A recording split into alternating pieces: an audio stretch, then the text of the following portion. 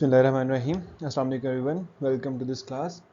इस क्लास में हम लोग ये बात करेंगे कि जो फोटोसिंथेसिस है ये किस तरह से होती है, ये मैकेनिज़्म किस तरह से वर्क करता है, और इसके अलावा एमडीकैट में एमसीक्यूज़ किस तरह से आते हैं फोटोसिंथेसिस के अंदर। हमने बेसिकली इस लेक्चर में ये चीज़ डिस्कस करनी है कि फोटोसिंथेसिस में जो इसके अंदर लाइट रिएक्शन होता है, लाइट रिएक्शन की कंप्लीट डिटेल हम लोग डिस्कस करेंगे। इसमें व्हाट इज़ केमियोस्मोसिस, उसके हवाले से हम लोगों ने बात करनी है। इसके अलावा जो फोस्फोराइलेशन होती है, cyclic and non cyclic phosphorylation, इस चीज़ को डिस्कस करेंगे और देखेंगे कि एमडीकैट में इनमें से कौन कौन से एमसीक्यूज जो बन सकते हैं। तो सबसे पहले तो फोटोसिंथेसिस की बात करते हैं कि फोटोसिंथेसिस एक ऐसा फिनोमिना है, एक ऐसा रिएक्शन है जिसमें कार्बन डाइऑक्साइड को रिड्यूस किया जाता है और इसमें वाटर में से हाइड्रोजन को निकाल के कार्बन डाइऑक्साइड में ऐड किया जाएगा ताकि एनर्जी पुअर इनऑर्गेनिक मॉलिक्यूल को, एनर्जी पुअर इनऑर्गेनिक कंपाउंड को एक एनर्जी रिच कार्बोहाइड्रेट में कन्वर्ट किया जा सके। इस पूरे मैकेनिज्म को हम लोग समराइज कर सकते हैं with this equation, but it is not as simple as it looks, क्योंकि इसमें एक सीरीज ऑफ रिएक्शन होता है। इस सीरीज ऑफ रिएक्शन को हम लोग दो अलग अलग कैटेगरीज में डिवाइड करते हैं। एक लाइट रिएक्शन या लाइट डिपेंडेंट रिएक्शन है, दूसरा डार्क रिएक्शन या लाइट इंडिपेंडेंट रिएक्शंस होते हैं। तो let's talk about the light reactions और लाइट डिपेंडेंट रिएक्शंस। बेसिकली ये फोटोसिंथेसिस का वो फेज है जिसमें सोलर एनर्जी को, लाइट एनर्जी को एब्जॉर्ब करके इसको केमिकल एनर्जी में कन्वर्ट किया जाएगा। और केमिकल एनर्जी कौन सी? Chemical energy not the glucose one, इसको NADPH और ATP इन दो मॉलिक्यूल्स की फॉर्म में कन्वर्ट किया जाएगा।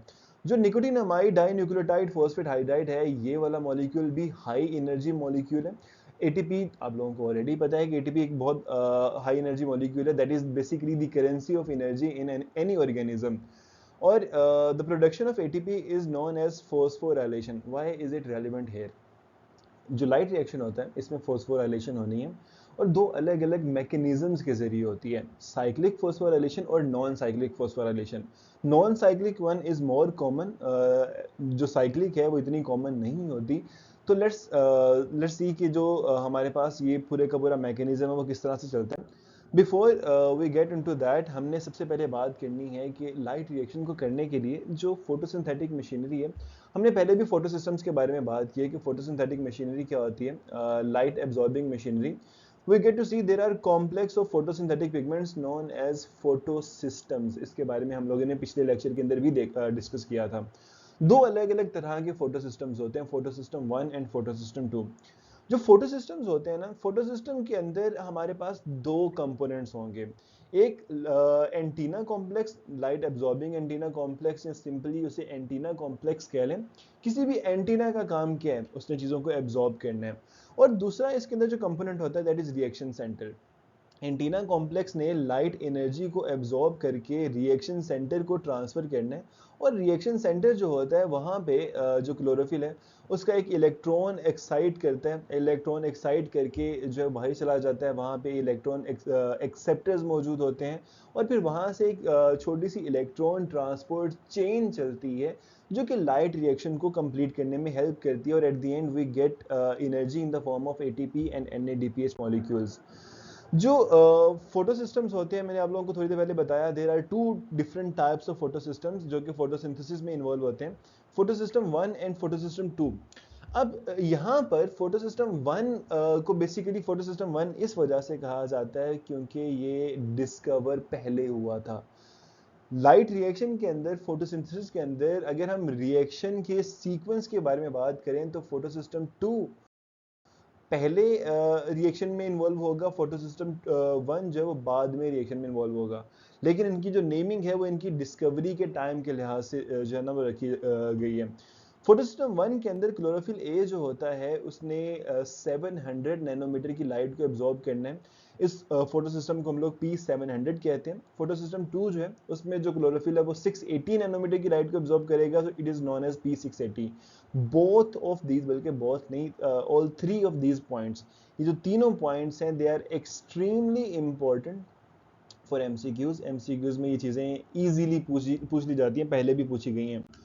तो this is a depiction of photo system के अंदर हमारे पास दो चीज़ें हैं, एक ये है रिएक्शन सेंटर और दूसरा आपके पास एक एंटीना पिगमेंट मॉलिक्यूल कॉम्प्लेक्स है। तो एंटीना पिगमेंट मॉलिक्यूल्स ने सिर्फ और सिर्फ लाइट एनर्जी को एब्जॉर्ब करके उसको आगे ट्रांसफर करना है रिएक्शन सेंटर को, और फिर रिएक्शन सेंटर के अंदर जो रिएक्शंस होंगे, जो क्लोरोफिल वहाँ से रिएक्शन आगे परफॉर्म करेगा, वो इलेक्ट्रॉन एक्सेप्टर के जरिए आगे प्रोसीड करेगा। तो हमने यहाँ पर अब फोटो सिस्टम को ऑब्जर्व कर लिया कि फोटो सिस्टम होता क्या है। अब अगर आप लोगों ने इस चीज़ को समझना है कि लाइट रिएक्शन किस तरह से चलता है, let's assume this is a chloroplast. Chloroplast के अंदर हमारे पास थाइलेकोइड मेम्ब्रेन्स होती हैं। थाइलेकोइड मेम्ब्रेन्स एक दूसरे के ऊपर स्टैक करके ग्रेनम बनाती हैं, और देर आर मल्टीपल ग्रेना जो कि क्लोरोप्लास्ट के अंदर मौजूद होते हैं। और वो सारे के सारे जो ग्रेना हैं वो स्ट्रोमा के अंदर जो क्लोरोप्लास्ट का स्ट्रोमा है उसके अंदर सस्पेंड होते हैं, उसके अंदर फ्लोट कर रहे होते हैं। अब जो लाइट रिएक्शन होता है ना, लाइट रिएक्शन होता है ये आपको जो मेम्ब्रेन नजर आ रही है थाइलेकोइड की, इस मेम्ब्रेन के अंदर अगर इस मेम्ब्रेन को हम थोड़ा सा इसको जूम इन करें तो let's just say this is a thylakoid. मैं यहाँ पे ये सारी चीज़ें आप लोगों को इस तरह से बता रहा हूँ कि नेक्स्ट डायग्राम पे हम लोग जाएंगे, नेक्स्ट स्लाइड पे जाएंगे, तो वहाँ पे फिर हम लोग इसको इजीली डिस्कस कर पाएंगे। ये एक थाइलेकोइड है, इसके बाहर यहाँ पे स्ट्रोमा मौजूद है और इसके अंदर ये ल्यूमेन है। इस चीज़ को अंडरस्टैंड करना है कि जितने भी लाइट रिएक्शन के बेसिकली स्टेप्स होंगे वो सारे के सारे इस मेम्ब्रेन के ऊपर होंगे। तो अगर हम इस मेम्ब्रेन को थोड़ा सा डिटेल में देखें, दिस इज द मेम्ब्रेन, ये वो मेम्ब्रेन है जो कि हमारे पास थाइलेकोइड की मेम्ब्रेन होती है जिसके ऊपर लाइट रिएक्शन होता है। अब लाइट रिएक्शन को स्टार्ट करने के लिए फोटो सिस्टम 2, जिसके बारे में हम लोगों ने डिस्कस किया था, इसको हम P680 कहते हैं क्योंकि ये 680 नैनोमीटर की लाइट को एब्जॉर्ब करता है। इसके ऊपर फोटॉन्स आके फॉल करेंगे। रिएक्शन सेंटर के इर्द गिर्द मौजूद एंटीना पिगमेंट मॉलिक्यूल जो होंगे, एंटीना कॉम्प्लेक्स जो होगा, वो सारी की सारी एनर्जी को एब्जॉर्ब करेगा और एनर्जी को ट्रांसफर कर देगा to the reaction centre chlorophyll. Reaction centre chlorophyll को जब इतनी एनर्जी दी जाएगी, उस एनर्जी की वजह से उसका जो इलेक्ट्रॉन है वो एक्साइट करके यहाँ से बाहर चला जाएगा। हमने ये पढ़ा था कि क्लोरोफिल के बिल्कुल साथ ही एक इलेक्ट्रॉन एक्सेप्टर मौजूद होता है। In this case that is plastoquinone. Plastoquinone वो इलेक्ट्रॉन एक्सेप्टर है जिसने क्लोरोफिल ए से इलेक्ट्रॉन को एब्जॉर्ब करना है। अब कंसिडरिंग दैट प्लास्टोक्विनोन जो है उसने एक हाई एनर्जी इलेक्ट्रॉन को रिसीव किया है, उसके पास एक हाई एनर्जी इलेक्ट्रॉन जो है वो आ चुका है। वो इलेक्ट्रॉन कहाँ से आया? वो इलेक्ट्रॉन आया क्लोरोफिल से। हम ना थोड़ी देर के लिए प्लास्टोक्विनोन के पास उस इलेक्ट्रॉन को छोड़ देते हैं और ये देखते हैं कि क्लोरोफिल जिसका इलेक्ट्रॉन चला गया है, जिसकी ऑक्सीडेशन हुई है, वो एक ऑक्सीडाइजिंग एजेंट बन गया। उसने अब क्या करना है, उसने पानी के मॉलिक्यूल को पकड़ना है। पानी के मॉलिक्यूल को पकड़ेगा, पानी के मॉलिक्यूल की ऑक्सीडेशन करके यहाँ से एक इलेक्ट्रॉन निकाल कर वो अपनी जगह पर, अपने इलेक्ट्रॉन की जगह पे फिल कर लेगा, उस वैलेंसी को फिल कर लेगा। और पानी के मॉलिक्यूल की ऑक्सीडेशन होने के बाद पानी का जो मॉलिक्यूल है वो दो हाइड्रोजन के आयन और एक एटॉमिक ऑक्सीजन में कन्वर्ट हो जाएगा। This step, this phenomena is known as photolysis. ये चीज आपसे एमसीक्यूज में पूछी जाती है कि फोटोलाइसिस कौन करता है? फोटो सिस्टम 2 फोटोलाइसिस करता है। फोटोलाइसिस के नतीजे में हमारे पास ऑक्सीजन प्रोड्यूस होती है, that is the oxygen which is release as a byproduct of photosynthesis. अब यहाँ पे इस चीज को नोटिस करना जरूरी क्यों है, इस चीज को नोटिस मैं आपको क्यों करवा रहा हूँ? देखिए, वाटर मॉलिक्यूल जब स्प्लिट होगा, फोटोलाइसिस होगी, तो यहाँ पे हाइड्रोजन आयन प्रोड्यूस होंगे थाइलेकोइड ल्यूमेन में। यहाँ पे हाइड्रोजन आयंस की जो कंसेंट्रेशन है वो इंक्रीज करती जाएगी, हाई कंसेंट्रेशन होती जाएगी। ये चीज आप लोगों ने याद रखनी है। वापिस आते हैं प्लास्टोक्विनोन के पास, जिसके पास एक हाई एनर्जी इलेक्ट्रॉन मौजूद था। प्लास्टोक्विनोन का ये काम है कि उसने क्लोरोप्लास्ट के स्ट्रोमा में मौजूद हाइड्रोजन आयंस को अपने साथ बाइंड करके उनको आगे प्रोवाइड कर देना है साइटोक्रोम कॉम्प्लेक्स को, साइटोक्रोम बी कॉम्प्लेक्स को। और वो हाइड्रोजन आयन अल्टीमेटली पहुंच जाएंगे थाइलेकोइड के ल्यूमेन में। अब ऑब्वियसली स्ट्रोमा के अंदर हाइड्रोजन आयंस की कंसेंट्रेशन लो है, यहाँ पे ल्यूमन में हाइड्रोजन आयन की कंसंट्रेशन हाई है, तो they are moving against their concentration gradient, not on their concentration gradient. तो इस काम को करने के लिए एनर्जी लगेगी, एक्टिव ट्रांसपोर्ट है तो इसको करने के लिए एनर्जी लगेगी, और वो एनर्जी आ रही है ये हाई एनर्जी इलेक्ट्रॉन से। इसी वजह से उस इलेक्ट्रॉन का लेवल आहिस्ता आहिस्ता डिक्रीज होता जा रहा है। और एट द एंड जब साइटोक्रोम कॉम्प्लेक्स ने हाइड्रोजन के आयन को थाइलाकोइड के ल्यूमन में ऐड कर दिया, तो यहाँ पे हाइड्रोजन आयन की जो कंसंट्रेशन है वो एक्सट्रीमली हाई होती जा रही है, और हमारे पास जो इलेक्ट्रॉन था उसकी एनर्जी अब यहाँ पे हो चुकी है डिक्रीज, बहुत कम हो चुकी है। तो यहाँ से एक नया जो इलेक्ट्रॉन एक्सेप्टर है दैट इज प्लास्टोसायनिन, प्लास्टोसायनिन के पास इलेक्ट्रॉन जो है वो आ गया। तो अभी तक हमारे पास हुआ ये कि फोटो सिस्टम 2 ने जो है वो लाइट एब्जॉर्ब करने के बाद अपना इलेक्ट्रॉन एक्साइट किया, उसकी जगह लेने के लिए पानी के अंदर से एक इलेक्ट्रॉन को निकाला गया, फोटोलाइसिस हुई और हमारे पास हाइड्रोजन आयन बने, साथ ऑक्सीजन रिलीज हुई। जो high energy electron photo system 2 से रिलीज हुआ था, उस हाई एनर्जी इलेक्ट्रॉन की एनर्जी को यूटिलाइज करते हुए इस हाइड्रोजन के आयन को थाइलेकोइड के ल्यूमन में ऐड कर दिया गया। अब ये जो हाइड्रोजन के आयंस यहाँ पे बहुत ज्यादा कंसंट्रेशन में जमा हो रहे हैं, इन्होंने अपनी कंसंट्रेशन ग्रेडियंट पे मूव भी करना है, हाई एनर्जी हाई कंसंट्रेशन से लो कंसंट्रेशन की तरफ जाना है, लेकिन वो मेम्ब्रेन में से गुजर नहीं सकते, क्योंकि मेम्ब्रेन जो है वो आयंस के लिए परमिएबल नहीं है। तो वो कहाँ से गुजरेंगे, उनके गुजरने के लिए यहाँ पर एक एंजाइम मौजूद है which is known as ATP synthase enzyme. वो एटीपी सिंथेज में से काफी स्पीड में गुजरेंगे, और ATP synthase in hydrogen ions की काइनेटिक एनर्जी को यूज करते हुए क्या करेगा, एडिनोसिन डाइफॉस्फेट और एक इनऑर्गेनिक फॉस्फेट को आपस में कंबाइन करके एक एडिनोसिन ट्राइफॉस्फेट बना देगा। तो हमने पहले ही ये चीज डिस्कस की थी कि लाइट रिएक्शन के नतीजे में हमें दो मॉलिक्यूल मिलेंगे, first one is ATP, the other one is NADPH। ATP हमें इस तरह से मिल जाता है, दिस इज कॉल्ड फॉस्फोराइलेशन।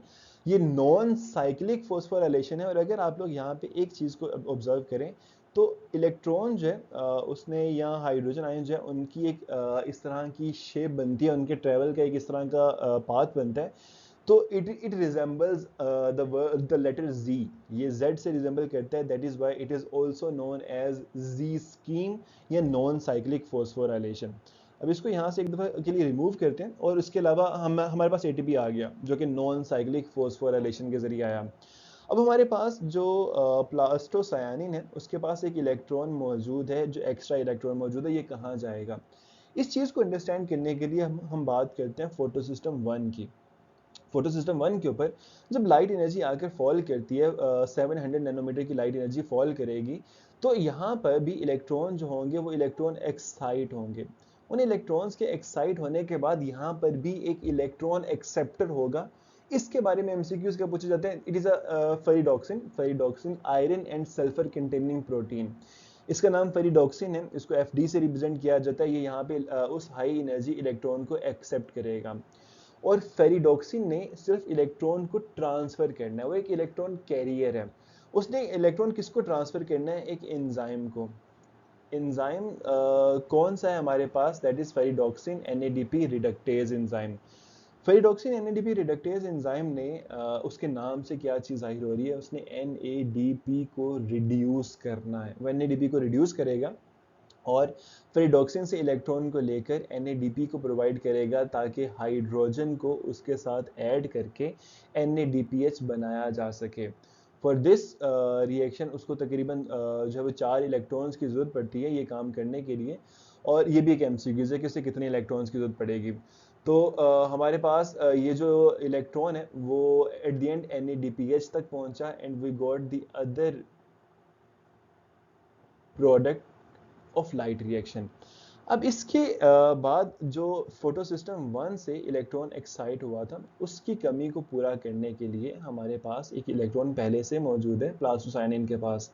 ये इलेक्ट्रॉन यहाँ पर आएगा, इस इलेक्ट्रॉन की जगह ले लेगा, and no water molecule will be splitted here. तो ये हमारे पास एक लाइट रिएक्शन होता है जिसके नतीजे में दो मॉलिक्यूल्स बनते हैं, ATP और NADPH। और जो ATP प्रोड्यूस हो रहा है, जो फॉस्फोराइलेशन हो रही है, वो नॉन साइक्लिक फॉस्फोराइलेशन है। जब एक सेल जो है वो इन मॉलिक्यूल्स को, इन हाई एनर्जी मॉलिक्यूल को, केमिकल एनर्जी को यूटिलाइज करेगा डार्क रिएक्शन में, तो समटाइम्स जो एटीपी हैं ये बहुत ज़्यादा खर्च हो जाते हैं। एनएडीपीएच इतने ज़्यादा खर्च नहीं होते। एनएडीपीएच को बनाने की ज़रूरत नहीं पड़ती, एटीपी को बनाने की ज़रूरत पड़ती है। Then the cell moves into cyclic phosphorylation. Cyclic phosphorylation तब होगी when the cell is running low on ATP and NADPH has accumulated in high quantity. तो जो डार्क रिएक्शन है वो स्टॉप हो जाती है, वो रुक जाती है, और instead of making NADPH cell का सोल फोकस होता है एटीपी बनाने के ऊपर। और इसमें सिर्फ और सिर्फ फोटोसिस्टम 1 इन्वॉल्व होता है। ये सारे पॉइंट एमसीक्यूज हैं कि साइक्लिक फोस्फोराइलेशन क्यों हो रही है, क्योंकि सेल के पास एटीपी कम है। इसमें डार्क रिएक्शन रुक चुका है, इसमें NADPH नहीं बनेगा और सिर्फ फोटोसिस्टम 1 इन्वॉल्व होगा। हाउ, जरा यहाँ पे देखें, ओवरऑल हमारे पास जो जी स्कीम थी, जी स्कीम के अंदर यहाँ से जो फोटोसिस्टम 1 है उससे प्राइमरी एक्सेप्टर जो फेरिडोक्सिन था, साइक्लिक नॉन साइक्लिक फोस्फोराइलेशन में फेरिडोक्सिन से जो हाई एनर्जी इलेक्ट्रॉन था वो चला जाता है NADP रिडक्टेज के पास, जो कि अल्टीमेटली NADPH बना देता है। लेकिन साइक्लिक फोस्फोराइलेशन में ऐसा नहीं होगा। साइक्लिक फोस्फोराइलेशन में ऐसा होगा कि जो फेरिडोक्सिन है, फेरिडोक्सिन से इलेक्ट्रॉन वापस साइटोक्रोम कॉम्प्लेक्स के पास चला जाएगा, और साइटोक्रोम कॉम्प्लेक्स ने क्या काम करना था, उसने स्ट्रोमा से हाइड्रोजन के आयंस को मूव करवाना था थाइलेकोइड के ल्यूमेन में। और जिस तरह ल्यूमेन में हाइड्रोजन आयंस की कंसेंट्रेशन इंक्रीज होती जाती, उसी तरह केमी ऑस्मोसिस के जरिए एटीपी सिंथेज में से गुजरते हुए वो जो हाइड्रोजन आयंस हैं वो एटीपी प्रोड्यूस करते जाएंगे। So this is cyclic phosphorylation. ये नॉन साइक्लिक फोस्फोराइलेशन से इस तरह से डिफरेंट होती है। अब अगर हम इनके एमसीक्यूज की बात करें, photosystem 1 is named as it. तो हम लोगों ने पहले बात की थी कि फोटोसिस्टम 1 और 2 इन दोनों का नाम किस बेस पे रखा गया था, उनकी डिस्कवरी की बेस पे रखा गया था। तो फोटोसिस्टम 1 के अंदर क्या 680 नैनोमीटर की लाइट एब्जॉर्ब होती है? नहीं, इसमें 700 नैनोमीटर की लाइट एब्जॉर्ब होती है, लेकिन it is not why it is name photosystem 1। ये डिस्कवर हुआ था earlier than photosystem 2, that's why इसका नाम फोटोसिस्टम 1 है। Photosystem 2 has a reaction centre of. Photosystem 1 और 2 में डिफरेंस ये है कि फोटोसिस्टम 1 जो है उसका रिएक्शन सेंटर जो है वो P700 है, क्योंकि उसने 700 नैनोमीटर की लाइट को एब्जॉर्ब करना है। और फोटोसिस्टम 2 जो है इसने 680 नैनोमीटर की लाइट को एब्जॉर्ब करना है, तो इसका जो रिएक्शन सेंटर होगा वो P680 कहलाएगा। During cyclic phosphorylation, electrons pass from all except cyclic phosphorylation में इलेक्ट्रॉन्स जो है वो सिर्फ और सिर्फ फोटोसिस्टम 1 इन्वॉल्व होता है, उसी से गुजरते हैं, बिल्कुल वही होता है फेरिडोक्सिन, क्योंकि फोटोसिस्टम 1 के साथ एसोसिएटेड है, तो यहाँ से भी इलेक्ट्रॉन गुजरेंगे। साइटोक्रोम कॉम्प्लेक्स क्योंकि फोस्फोराइलेशन के लिए बहुत ज़रूरी है, क्योंकि इसने हाइड्रोजन आयंस को स्ट्रोमा में भेजना होता है, तो यहाँ से भी इलेक्ट्रॉन्स ने पास लाजमी करना है। फोटोसिस्टम 2 इसमें इन्वॉल्व नहीं होता। Some photosynthetic organisms contain chloroplast that lack photosystem 2, yet they can survive. The best way to detect the lack of photosystem 2 in these organisms would be, अब हम लोगों ने अगर किसी ऐसे ऑर्गेनिज्म को का पता लगाना है जिसमें फोटोसिस्टम 2 नहीं है, तो हम क्या देखेंगे, वो चीज़ जो कि फोटोसिस्टम 2 बना रहा था उन ऑर्गेनिजम्स में प्रोड्यूस नहीं होगी। To determine if they have thylakoids, वो तो इनमें लाजमी तौर पर होंगे, तो this is not the answer. To test for the liberation of O2 in the light. अब देखिए फोटोसिस्टम 2 जो है इसने जो है वो फोटोलाइसिस करनी है वाटर की, और वाटर की फोटोलाइसिस करने के बाद उसने ऑक्सीजन को रिलीज करना होता है, तो ये इन ऑर्गेनिजम्स में नहीं होगा। अगले की ऑप्शन पढ़ लेते हैं, to test for CO2 fixation in the dark. ये तो होनी ही डार्क रिएक्शन के अंदर है, तो इसका तो यहाँ पे काम ही नहीं है। To do experiments to generate an action spectrum, ये भी यहाँ पे नहीं होगा। एक्शन स्पेक्ट्रम तो हमारे पास वो क्लोरोफिल पे रिलाई नहीं करता, वो तो उसमें कैरोटिनॉइड्स भी शामिल होते हैं, तो जो हमारे पास ऑक्सीजन की लिबरेशन है ये इन ऑर्गेनिजम्स में नहीं होगी।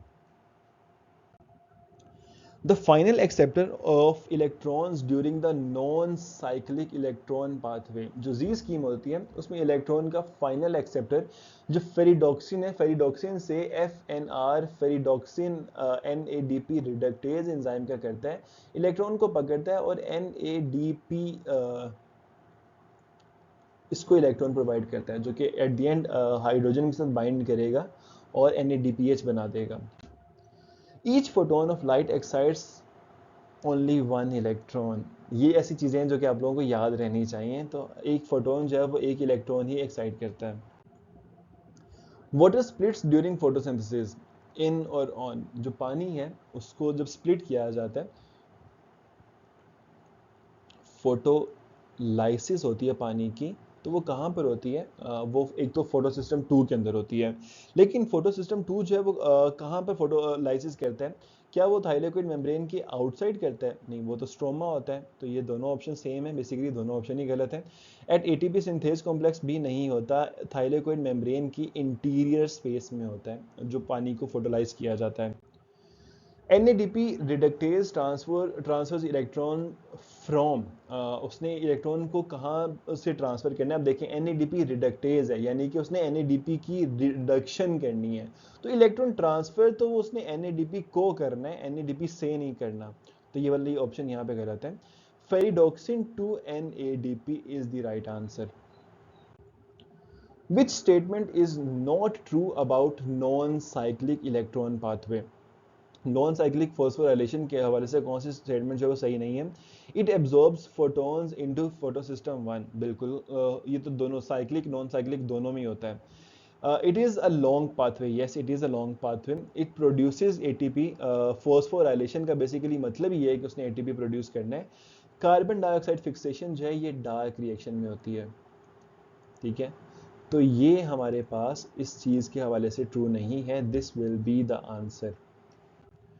NADPH2 is produced in photosynthesis during, अब देखें जो हमारे पास NADPH है, सबसे पहली चीज़ ये लाइट रिएक्शन में प्रोड्यूस होता है। लाइट एनर्जी को केमिकल एनर्जी में कन्वर्ट किया जाएगा NADPH में। तो डार्क रिएक्शन तो चला गया। उसके अलावा साइक्लिक और नॉन साइक्लिक फॉस्फोराइलेशन की अगर बात करें तो साइक्लिक फॉस्फोराइलेशन तब शुरू होती है जब NADPH बहुत ज़्यादा है और इसने मज़ीद प्रोड्यूस नहीं होना। तो ये नॉन साइक्लिक फॉस्फोराइलेशन में ही प्रोड्यूस होता है। Z scheme is another name of, तो ये जो चीज़ है ये मैं आप लोगों को थोड़ी देर पहले ही बताई है, ये नॉन साइक्लिक फॉस्फोराइलेशन का ही एक दूसरा नाम है।